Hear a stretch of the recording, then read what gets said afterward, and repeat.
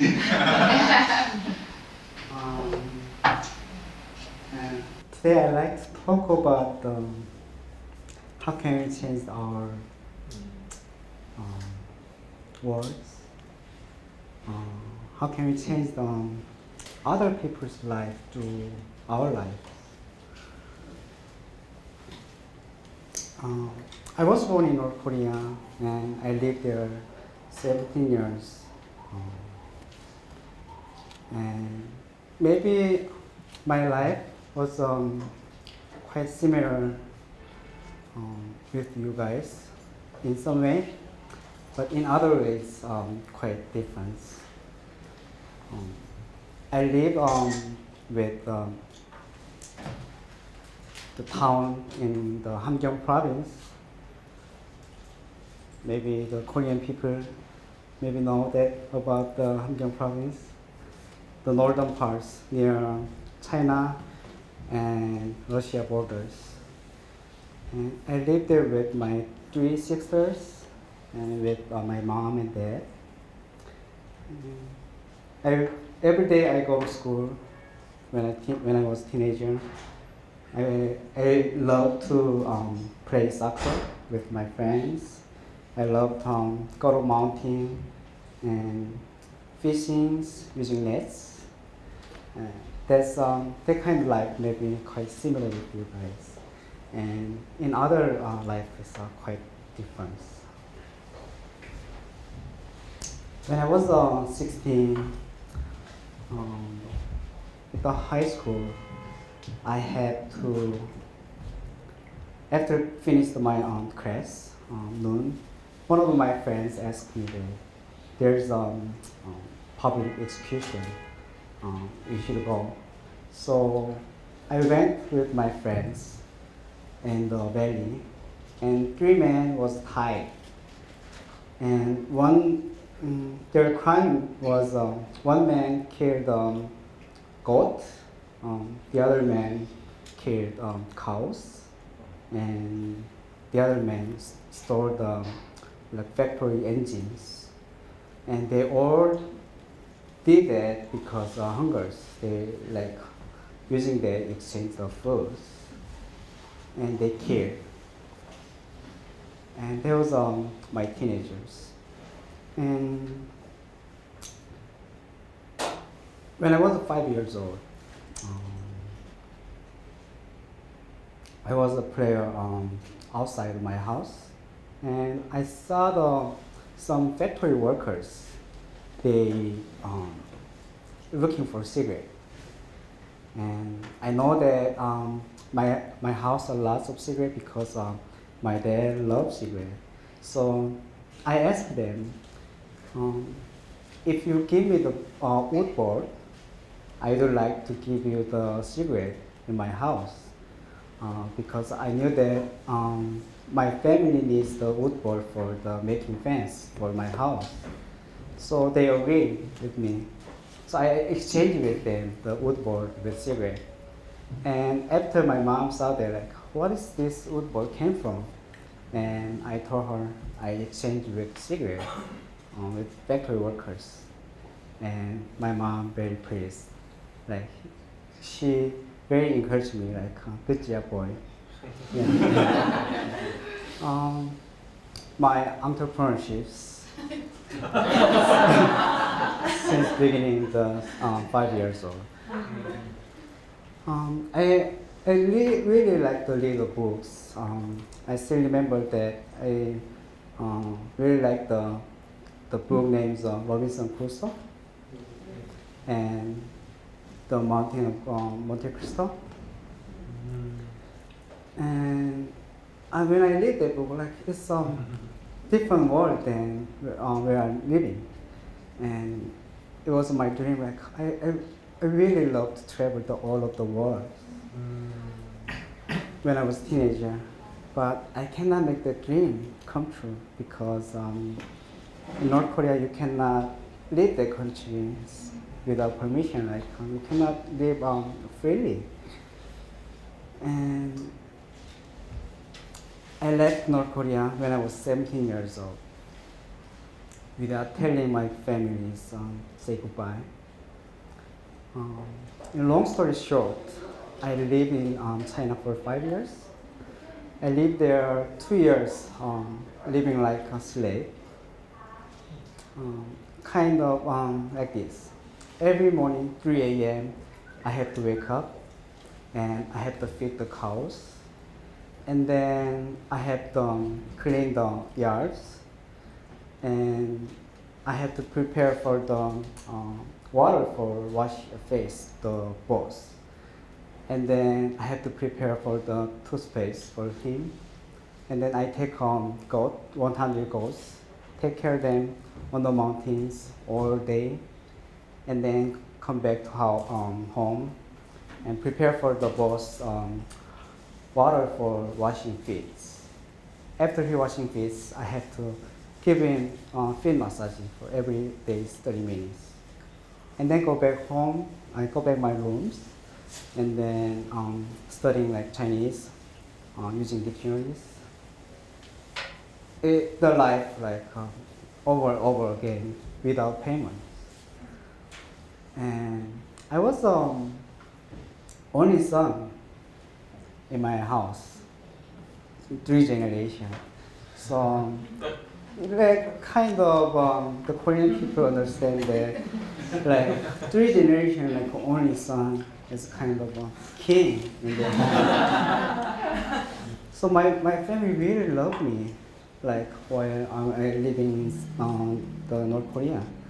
But in 17 years old, I lived there, China, without my rights. I lived like a slave. It was so hard. So after that 5 years staying in China, I decided to go to South Korea because it was so hard to living there without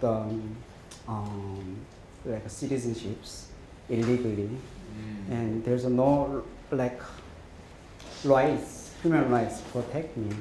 So I decided to go to South Korea. I thought South Korean cultures and South Korean people, where they're speaking languages, are more like similar than anywhere else, like not China. But I was so wrong. Their language is totally different than ours. Their culture is totally different than ours. It was after when I came to South Korea after 2 months. I was work for the part-time job at the hop shop.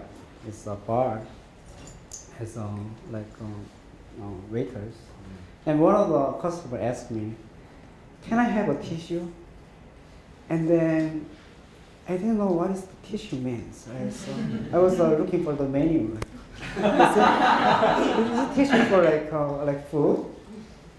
And then the boss said, "You don't even know the tissue means?" I was so embarrassed. He like took a tissue to give the customer. And the other day, another customer asked me, "Can I have glass?" What is glass? I said, I knew the glass is a sunglass, so maybe glass is like a piece of the glass. And then I was again dumb and like this, and boss, "You don't know what the glass means?" And then I was so embarrassed. So I kicked out that bars after 2 weeks because I don't understand their languages. And after that, I really don't want to say that I came from North Korea. I really hate that people look down on me. And I decided to go to college. So I went to alternative school called Yeomyeong School. It's near in the Myeongdong. Prepare for the go to college.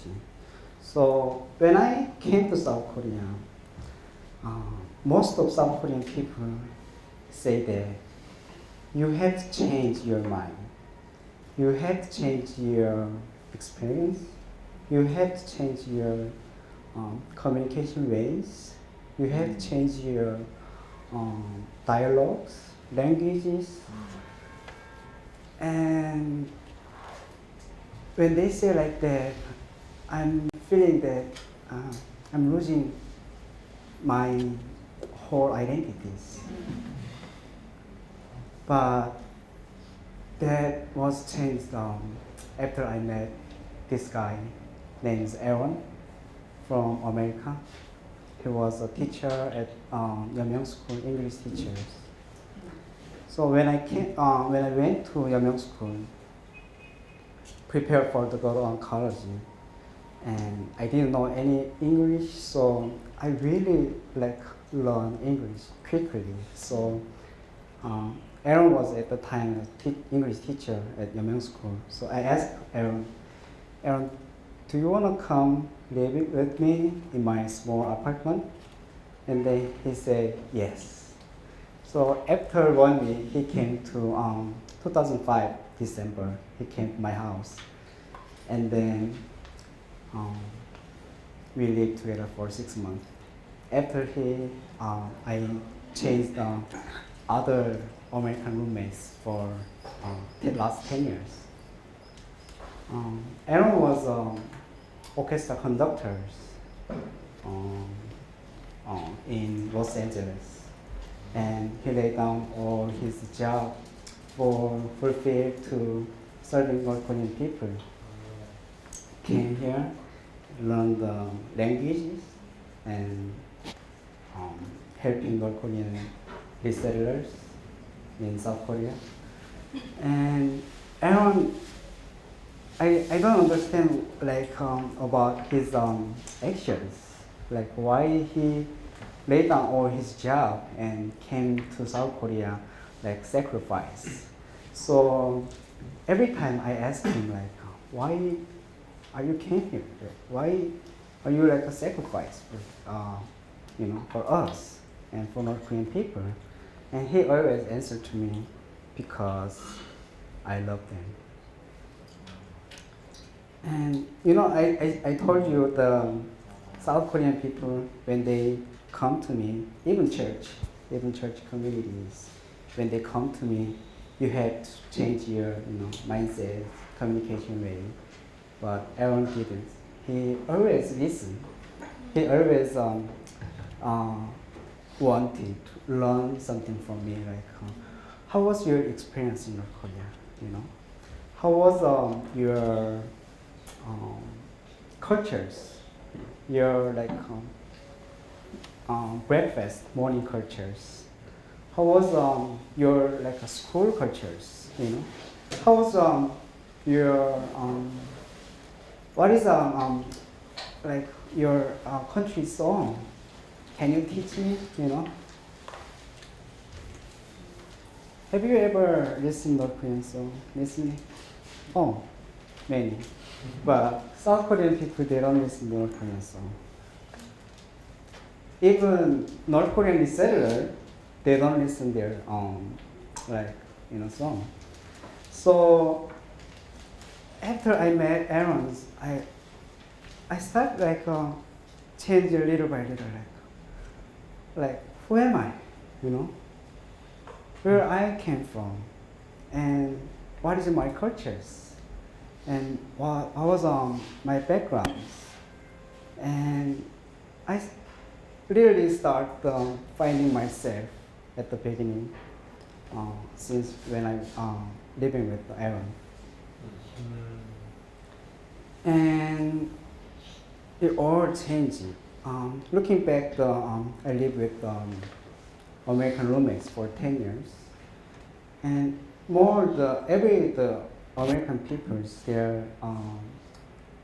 respect me, and they didn't like to change, me. And I like to call that relationship or that space or environment called third space.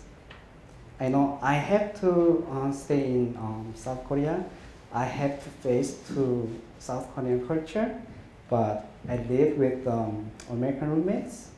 I went international church, and I had a more foreigner friends than South Korean friends because it was so comfortable for me have a foreigner friends than South Korean friends.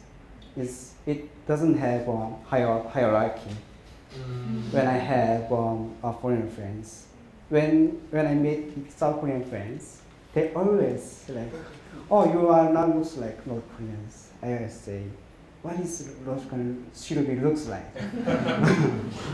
You know? So I really like to call that third space. The third space is not like physical space, but more like relationship, mutual respect to the others' cultures and experience. From that point, they find their self-respect.